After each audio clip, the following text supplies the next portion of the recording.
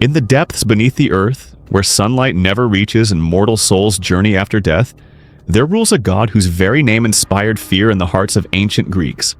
This is Hades, lord of the underworld, keeper of the dead, and one of the most misunderstood deities in all of Greek mythology. His story begins not in darkness, but in the belly of a titan. Hades was the firstborn son of the titans Kronos and Rhea, making him the eldest brother of the Olympian gods. His birth should have been a moment of celebration, but instead it marked the beginning of a terrible fate.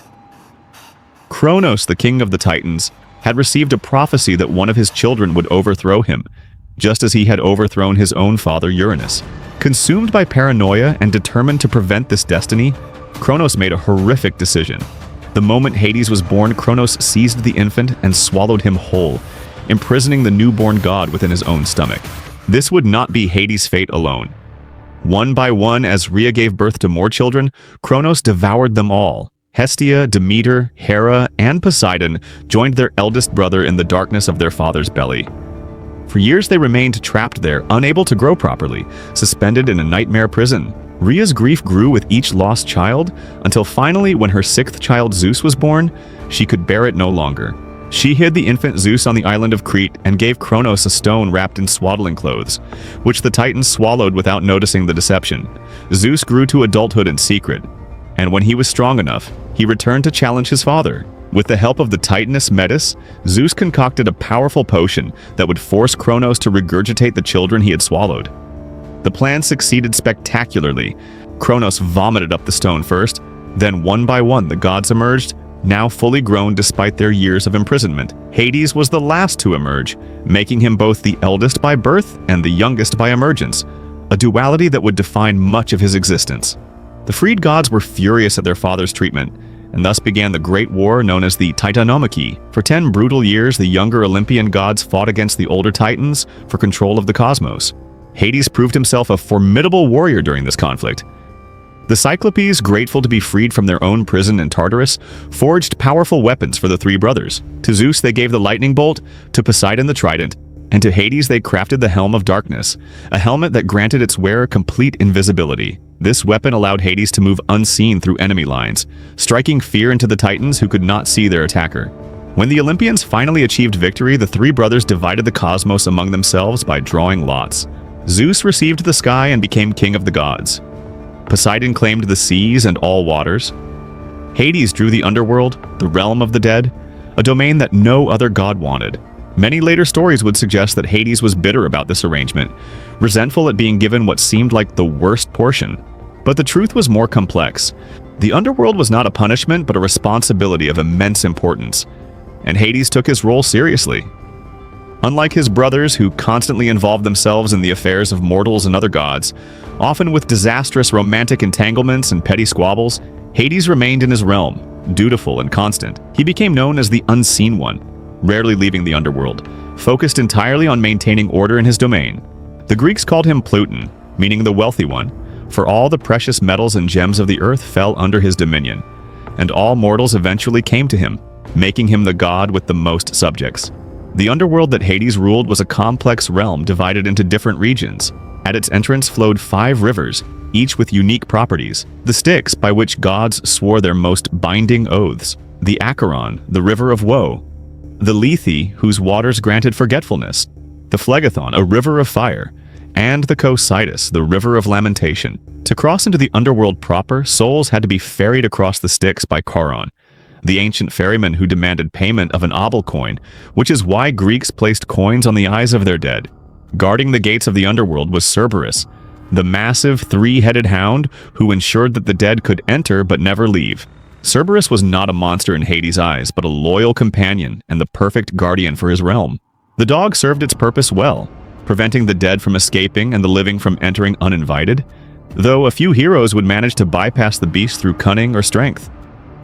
Within the underworld, souls were judged by 3 former kings who had been renowned for their wisdom and justice in life: Minos, Rhadamanthys, and Aeacus. These judges determined where each soul would spend eternity based on how they had lived. The truly wicked were sent to Tartarus, a place of punishment and torment deep below even the underworld itself. Ordinary souls went to the Asphodel Meadows, a gray plain where they existed as pale shadows of their former selves, neither happy nor suffering, simply existing for eternity. The virtuous and heroic were sent to Elysium, also called the Elysian Fields, a paradise where eternal spring reigned and the worthy could enjoy perfect happiness forever. Hades ruled this realm with stern but fair justice. Unlike many gods, he was not capricious or cruel for the sake of cruelty. He simply enforced the natural laws of death and maintained the separation between the living and the dead. This made him feared but also respected. The Greeks rarely spoke his name directly, instead using euphemisms and epithets, not from hatred but from the superstitious belief that speaking the name of the Lord of Death might attract his attention. For countless ages, Hades ruled alone, devoted to his duties, maintaining perfect order in his realm. But loneliness, that most human of afflictions, eventually touched even the heart of this stern god. The catalyst for change came when Hades made one of his rare journeys to the surface world. There, in a sunlit meadow in Sicily, he saw Persephone, the daughter of Demeter, goddess of the harvest. Persephone was gathering flowers with her companions, radiating youth and beauty and life, everything that the underworld lacked. Hades was instantly captivated. Some versions of the myth suggest that Eros, god of love, shot Hades with an arrow at that moment, causing him to fall madly in love. Others say it was simply the natural attraction of death to life, darkness to light, the cosmic force that drives opposites to seek completion in each other. Whatever the cause, Hades desired Persephone as his queen, but he knew that Demeter would never consent to her daughter dwelling in the land of the dead. He also knew that Persephone herself, having known only sunshine and growing things, would likely refuse him. So Hades made a decision that would have catastrophic consequences for the world above. He would take Persephone by force. One day, as Persephone reached for a particularly beautiful narcissus flower, the earth suddenly split open beneath her feet. Hades emerged in his dark chariot drawn by immortal black horses, seized the terrified maiden, and dragged her down into the underworld before anyone could react. The earth closed behind them, leaving no trace except the scattered flowers Persephone had dropped in her struggle. When Demeter discovered her daughter had vanished, her grief was absolute. The goddess of the harvest searched the entire world, neglecting her duties, allowing nothing to grow. She questioned everyone she met, but no one had seen what happened. For 9 days and nights she wandered, torch in hand, neither eating nor sleeping nor bathing, consumed by worry for her missing child. On the 10th day, Hecate, goddess of witchcraft and crossroads, revealed that she had heard Persephone's cries but had not seen who took her. Together they went to Helios, the sun titan, who sees everything from his position in the sky. Helios told them the truth. Hades had abducted Persephone with Zeus's knowledge and silent approval, for Zeus had agreed to the match without consulting Demeter. Demeter's grief transformed into rage. She withdrew her blessings from the earth entirely. Crops withered and died. Nothing would grow. Famines spread across the world as mortals starved, unable to plant or harvest anything. The situation grew so dire that Zeus finally intervened, not out of compassion but because the dying mortals could no longer offer sacrifices to the gods, and the gods needed those offerings. Zeus sent Hermes, the messenger god, to the underworld with a command that Hades release Persephone. Here the myth reveals something important about Hades' character. Despite his power and his desperate desire to keep Persephone, he obeyed Zeus's order.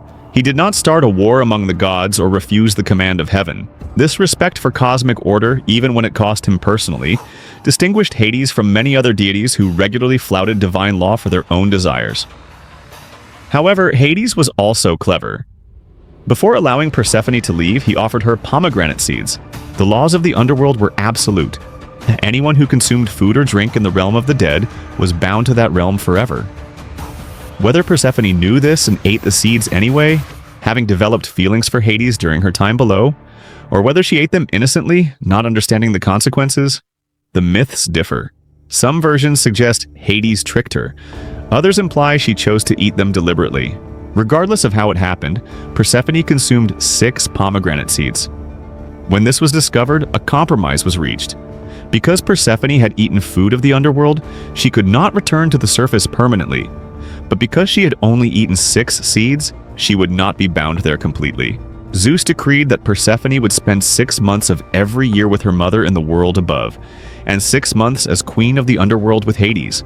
Some versions say it was 4 months below and 8 above, but the principle remained the same.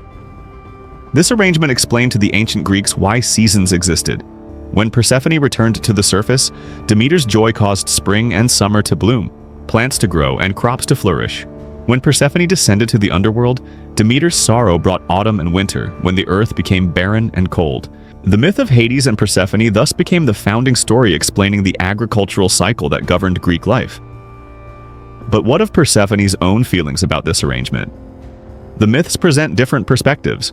In earlier versions, she seems a victim, stolen from her mother and forced into a marriage she never wanted. But in later stories, Persephone adapts to her role as queen of the underworld, eventually wielding considerable power and authority in her own right. She becomes not just Hades' wife, but his partner in ruling the dead, sometimes depicted as even more stern and unforgiving than her husband.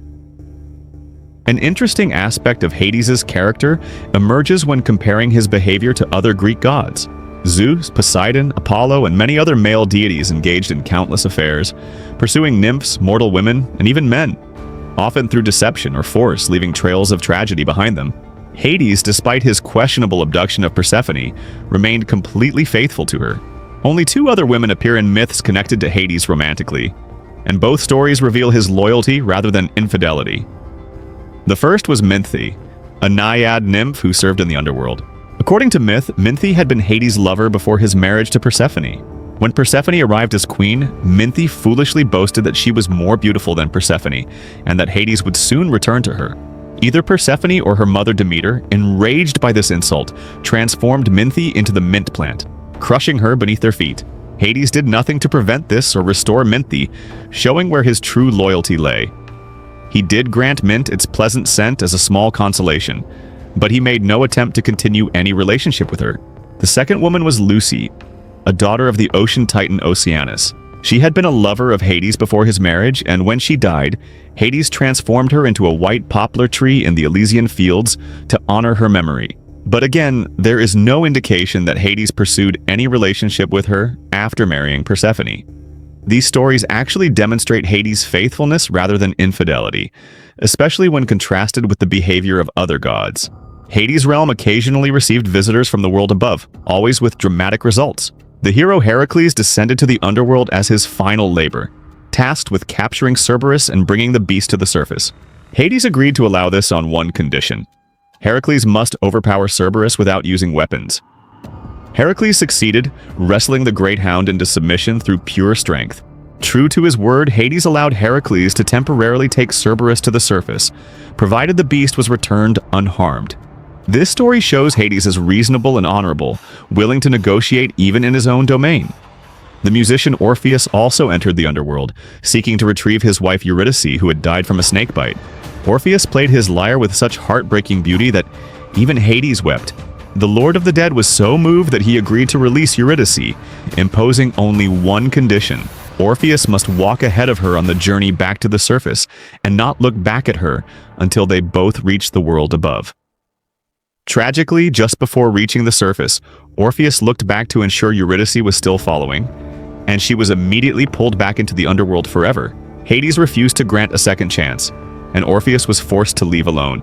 This story reveals both Hades' capacity for mercy and his absolute adherence to established rules and conditions. The hero Theseus and his companion Pirithous also attempted to enter the underworld, but for a far less noble purpose. Pirithous, in his arrogance, had decided he wanted to marry Persephone and convinced Theseus to help him kidnap her. This foolish plan enraged Hades, who trapped both heroes on chairs of forgetfulness in his palace. They remained stuck there until Heracles arrived on his quest for Cerberus. Hades allowed Heracles to free Theseus as a favor, but Pirithous, who had dared to covet the queen of the underworld herself, remained trapped in the chair of forgetfulness for eternity, a prisoner of his own audacity. These stories paint a picture of Hades as stern but not unjust. He could show mercy to those who came with noble purposes and pure hearts, like Heracles and Orpheus, but he punished those who showed disrespect or had evil intentions, like Pirithous. He maintained the boundaries between life and death with absolute firmness. Yet he was not the cruel tormentor that later cultures would imagine. In fact, Hades rarely tortured anyone personally. The punishments of Tartarus, where the wicked suffered eternal torment, were often specifically designed for each individual's crimes. Tantalus, who had served his own son as food to the gods, stood forever in a pool of water beneath fruit-laden branches. But whenever he tried to drink or eat, the water and fruit would recede from his reach. Sisyphus, who had cheated death itself through trickery, was condemned to roll a boulder up a hill forever, only to have it roll back down each time he neared the top. These punishments were not Hades' cruel inventions, but rather cosmic justice enacted through the structure of the underworld itself. Despite ruling over death, Hades was not death itself. That role belonged to Thanatos, the god of peaceful death, and his sister Ker, goddess of violent death. Hades was rather the administrator of the afterlife, the keeper of souls, the maintainer of the boundary between living and dead. His role was essential to the cosmic order. Without him, the dead might wander back to the world of the living, or souls might escape judgment for their deeds. The ancient Greeks had a complex relationship with Hades. They feared him certainly, for he represented the inevitable end that awaited all mortals. But they also respected him. Unlike many gods who could be petty, vengeful, or capricious, Hades was predictable. He could be harsh, but he was fair. He did not play favorites or change the rules on a whim. Every soul, whether king or slave, received the same judgment based solely on their actions in life. Worship of Hades was rare in ancient Greece, not because he was evil, but because he was associated with death, and the Greeks preferred to focus their religious practices on gods of life and prosperity. However, when oaths needed to be absolutely binding, they were sworn by the river Styx in Hades' realm, for such oaths could not be broken even by the gods themselves. This shows the fundamental importance of Hades' domain in Greek cosmology. Hades represents something profound in Greek mythology: the acceptance of mortality and the natural order of existence. While other gods represented various aspects of life, beauty, war, wisdom, love, and nature, Hades represented the one absolute truth that applied to all mortals. Death comes for everyone, and when it does, there is an order and justice to what follows. His stern demeanor and isolation were not signs of evil, but of the weight of his responsibility. He bore the burden of ruling over all who had ever died and all who ever would die, maintaining perfect order in a realm that could so easily descend into chaos. The story of Hades reminds us that the ancient Greeks saw death not as an ending to be feared above all things, but as a transition to be respected and accepted. Hades was not a devil figure, but a necessary deity, as essential to the cosmos as Zeus with his thunderbolts or Poseidon with his seas. In the eternal darkness of the underworld, Hades maintained the balance between life and death, ensuring that each had its proper place and neither encroached upon the other. In this way, the Lord of the Dead protected life itself by keeping death in its proper realm. And that perhaps was his greatest and most overlooked contribution to the world of gods and mortals alike.